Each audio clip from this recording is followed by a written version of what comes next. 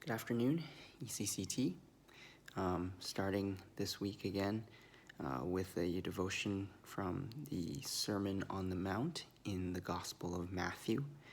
We're going to skip ahead a few verses here, and we're going to look at chapter 5, verses 43 to 48.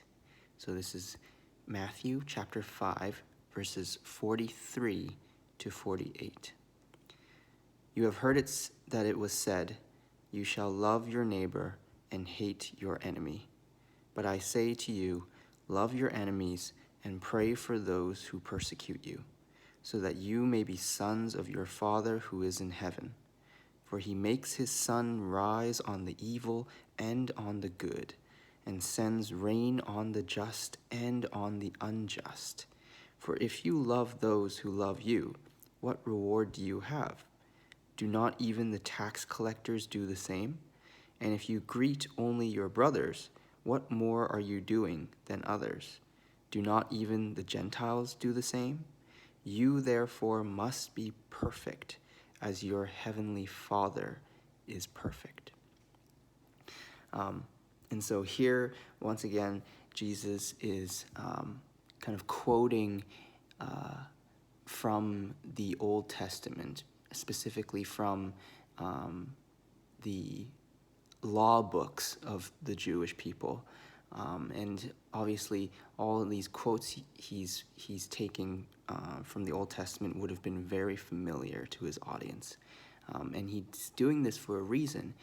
He's showing how the old laws of the Jewish people were not kind of the finishing point of God's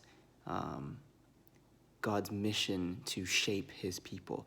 In fact, they were pointing to a higher standard, which Jesus has now come to reveal and to fulfill, right? This higher law of love. And so this is probably one of the clearest examples of how Jesus takes what was once written in the Old Testament and shows the people that it is pointing to an even higher expectation. It was never meant to be the finishing point, right? God never meant to just tell us not to kill each other and not to steal and not to commit adultery. You know, these things were written down in the laws to stabilize society and to put a certain limit on sin, right? But they were never meant to solve the problem of sin. And so Jesus here is showing us that higher standard, right? You shall love your neighbor and hate your enemy, but I say to you, love your enemies, because guess what? God has been doing that since day one, right?